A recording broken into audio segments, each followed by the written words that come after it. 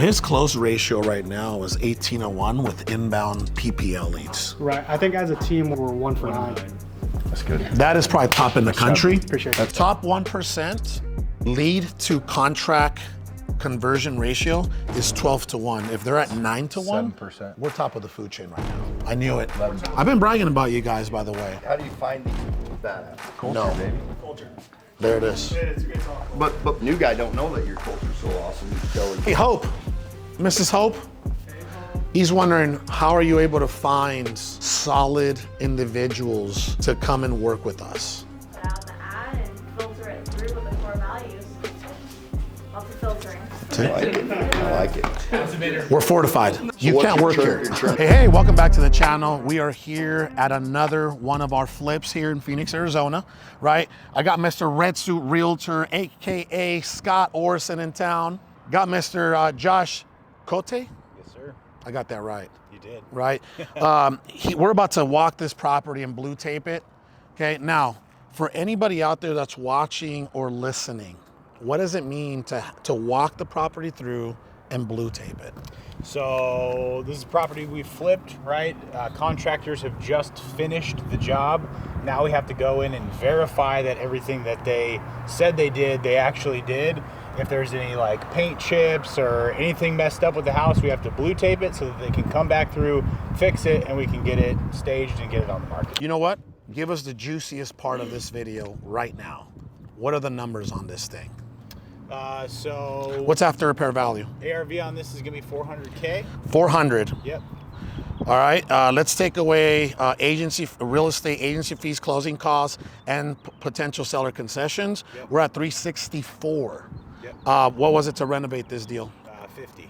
50,000. Boom. What did you acquire it for? 280.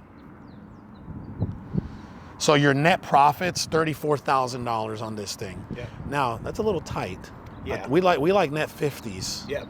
Was this one of the early ones? This was an early one. Got it. Okay.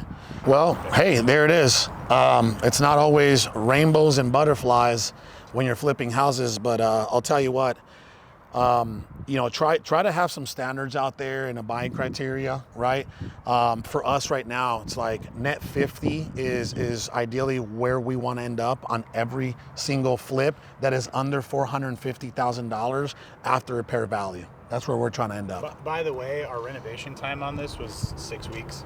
Got so it. our holding costs are going to be pretty minimal if Okay. we get this thing. So what did you see on the way in? Did you have to blue tape anything yet or no? Yeah, the light, it was working a couple days ago, and now the cam lights aren't Wow. in the kitchen. Immediately when I walk into here, this is not what I expected it to look like when I pulled into this neighborhood.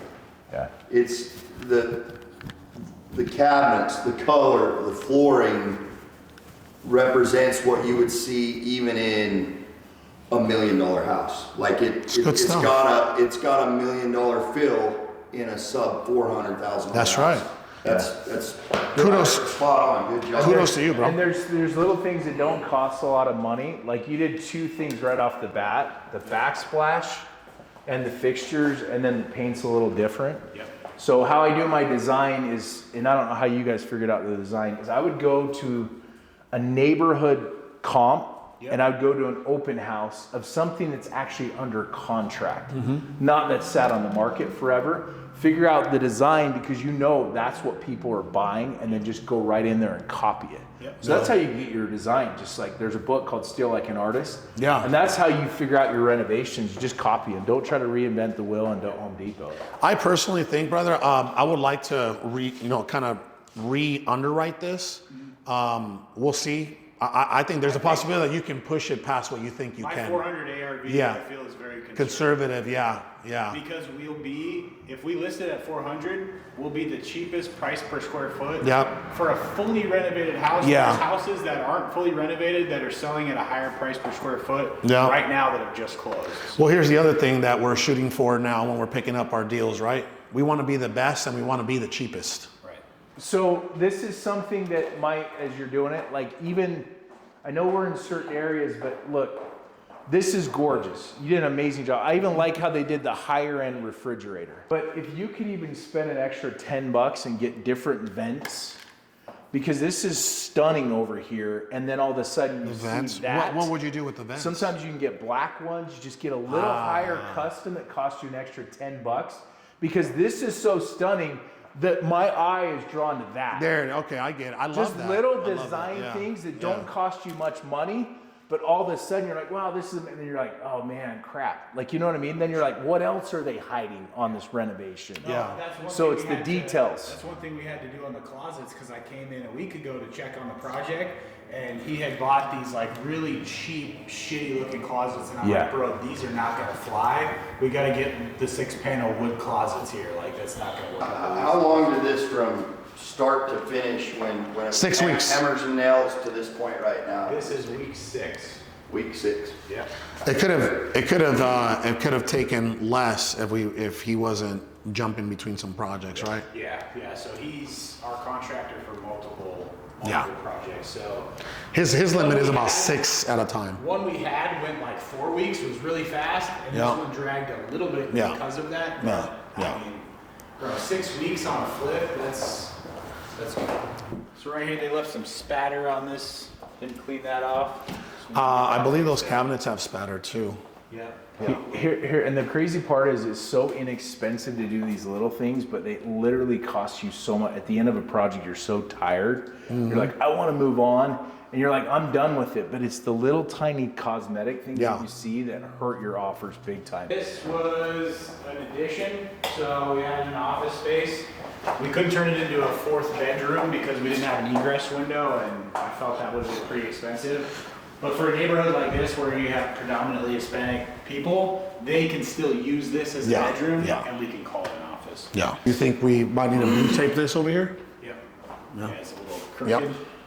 And by the way, I think you should just tell him that he needs to clean all of them up. Yep. See, all of them. Yep. Yeah. Okay. Sticking. Oh, are you finding something over here? I'm feeling like, you know, when you say you have 2 quarterbacks, you don't have any quarterbacks. I feel like where they centered this either needs to be lower or it needs to be a little bit higher. So much more. I think these houses are. Dude, you did a really good job, man. The fact that we're nitpicking, like inches. I mean, if we're nitpicking, guess what? The home buyer might not even see it. Imagine what they're looking at compared to this. They're gonna be like, whoa. Yeah.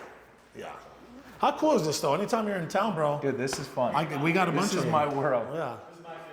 Yeah, so this was us. Great job, Josh. Seriously, I like it. Would you live here? I mean, it's a Mexican neighborhood though. Make sure you're. Would you live here? The reason I'm saying that to the camera is because my man Godfrey is 100% black. Somebody might be like, no, it's bad. By the way, I just want to let you know, there is no black people that live in this neighborhood. I'm telling you that. You would be okay. You would be good. You'd be in good hands. There's already 3, 4, 5 layers. I was like, you could re-shingle this for like $6 grand. Bro, why did we come to a flip and you just lit up like a Christmas tree? What's going on? So Right? bro, like this is like, So I'm sorry. Yeah, I know. I'm like, not sorry. You're in your element, huh? This was one of the things yeah. This was one of the things here that cost us, right? Yeah. Because after we closed on it, I didn't realize that there wasn't a sliding door back here. There was at one point. They ripped it out, they bricked it up, and they had this stupid janky like Got door. it. So you had to open it And back then up. This was like a janky addition Yeah. that had like a kitchen in it. So they had to tear all that out. We had Yeah. to open this back up, Bro, put a sliding door back. Great in. move. I know normally an individual would be like, oh man, could you have got away with, not doing that? But I'm like, dude, great move. Oh, that's another deal, ladies and gentlemen, here in Phoenix, Arizona.